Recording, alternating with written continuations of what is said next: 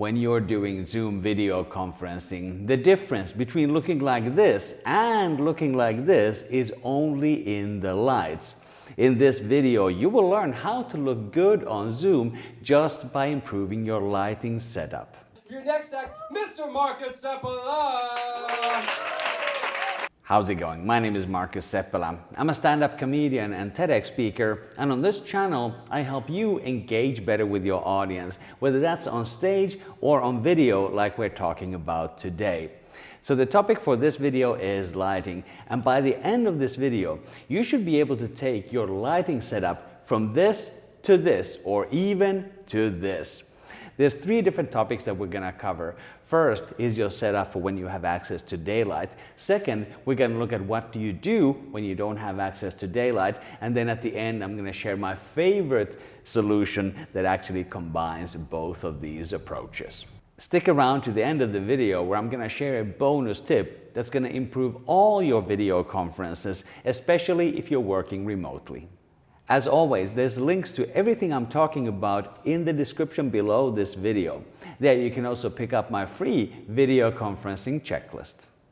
Let's jump into the most important principle of good video conference lighting, and that is to have the light source in front of you. In the space where I'm recording this in my living room / office, I have a ceiling lamp above me and one behind me. And if I use these two lights as my light source, it's going to look terrible. This is exactly the opposite of what you should be doing. When I have these lights turned on, I have a horrible shadow on my face. And if I switch off the light behind me, it looks even worse.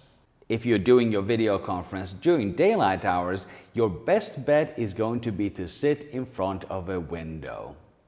Here in my space, I have these huge windows in front of me, and in this shot, the only thing I've done is that I switched off the lamps in the ceiling and I've opened up the blinds in the window in front of me. You may notice that I also have a window kind of diagonally behind me, and if I open up the blinds to that window, the shot is going to look like this. I mentioned before that you should not have any light behind you when you're video conferencing, but so long as the light source in front of you is even stronger, then it's okay to have an additional light source behind you as well. What it does in my case is that it lights up the background for me a little bit when I open up those other blinds. Another thing to notice with my window light setup is that I'm not facing the window directly. Instead, I'm standing a little bit diagonally compared to the window. And the result of this is that I get more light on this side of my face than I get on this side of my face. And I think that gives me a nice dramatic look.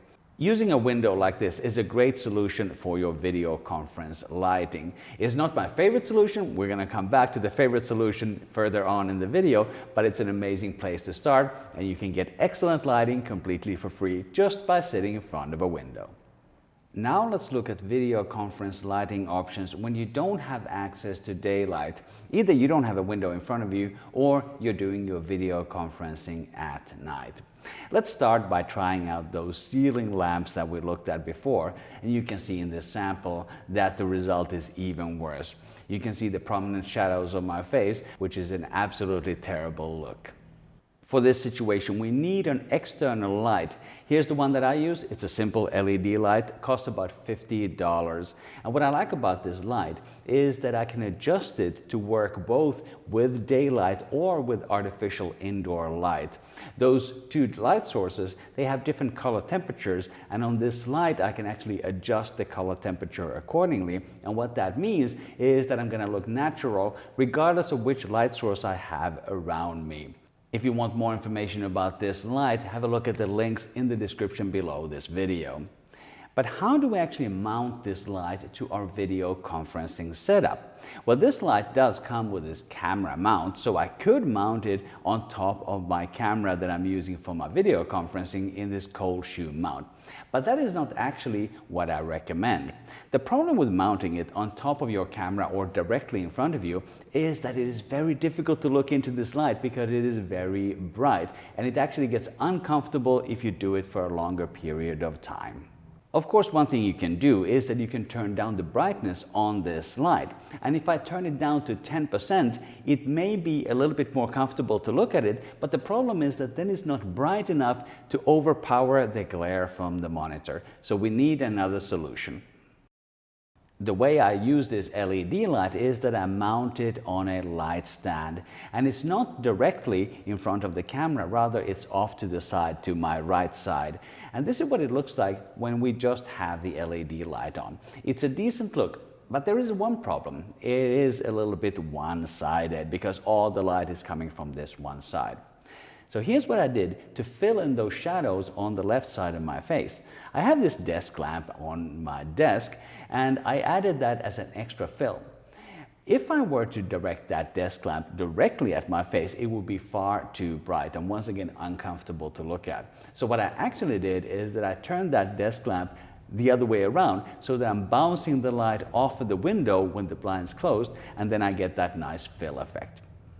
You can power this light either with a cable or with these Sony NPF type batteries. I use the batteries in my setup. If you want to pick up a couple of these batteries plus a charger, you can do so for just over $30. There's a link in the description below this video. In that description, I also have a link to the light stand that I'm using for my setup in case you want to check that out. Are you getting value from this video? Hit the like button.